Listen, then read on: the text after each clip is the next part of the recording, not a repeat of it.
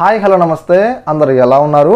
ఈ 2024లో pan Aadhaar link అనేది ఎలా చేసుకోవాలని చెప్పేసి నేనైతే క్లియర్ అండ్ కట్గా ఒక వీడియో అయితే చేయడం జరిగింది. ఆ వీడియో చూసి చాలామంది కూడా పాన్ ఆధార్ లింక్ అయితే సక్సెస్ఫుల్గా చేసుకోవడం జరిగింది. చాలామంది కూడా కామెంట్ సెక్షన్లో పర్సనల్గా కూడా వీరైతే మెసేజ్ చేసి థ్యాంక్స్ అయితే చెప్పడం జరిగింది. సో ఫ్రెండ్స్, మరి మనకు ఇదే సిచ్యువేషన్లో నేను ఆ వీడియోలో ఏం చెప్పానంటే ఈ 2024 జనవరిలో మీరైతే హ్యాపీగా పాన్ ఆధార్ లింక్ చేసుకోవచ్చు అని చెప్పేసి నేను చెప్పడం జరిగింది.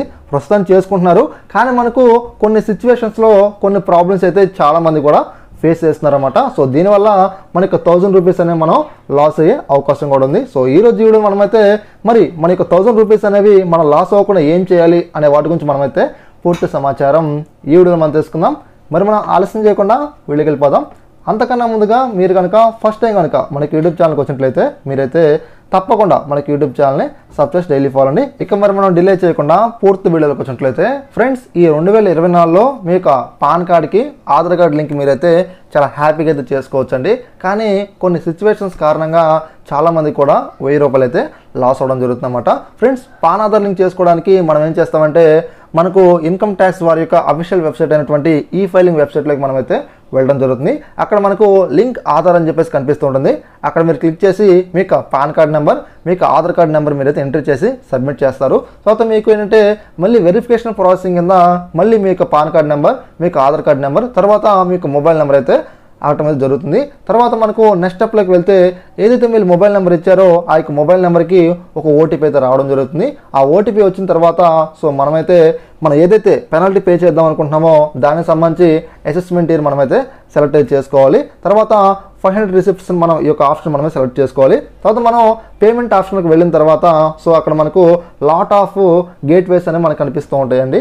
సో యూనియన్ బ్యాంక్ కావచ్చు, కెనరా బ్యాంక్ కావచ్చు, యాక్సిస్ బ్యాంక్ కావచ్చు, స్టేట్ బ్యాంక్ ఆఫ్ ఇండియా కావచ్చు. సో వీటికి సంబంధించి మనకు గేట్వేస్ అనేవి కనిపిస్తూ ఉంటాయి. మన ఆ యొక్క గేట్వేస్ని సెలెక్ట్ చేసుకొని పేమెంట్ ఆప్షన్లోకి వెళ్ళే ముందే మనకు ఒక ఎర్రర్ అయితే వస్తుందన్నమాట. ఆ యొక్క ఎర్రర్ ఏంటంటే ఇక్కడ చూడొచ్చు మీరు, error processing the request for CBTD అని చెప్పేసి.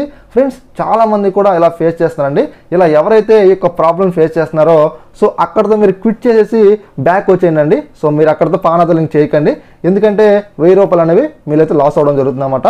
మీరు అలాగే రీఫ్రెష్ చేస్తా సో మళ్ళీ పేమెంట్ దాకా వెళ్ళి పేమెంట్ కట్టిన తర్వాత అప్డేట్ అవ్వలేదు అనుకోండి, మీకు 1000 రూపాయలని మీరు కోల్పోవడం జరుగుతుంది అన్నమాట. గుర్తుపెట్టుకోండి. సో చాలామంది కూడా మనకి ఎవరైతే అమౌంట్స్ పంపించారో అంటే పాన్ ఆధార్ లింక్ చేయండి భయ్యా అని చెప్పేసి 1000 రూపీస్ పంపిస్తారు కదా. సో అలా చేస్తుంటే చాలామంది ఇలా వచ్చేసింది.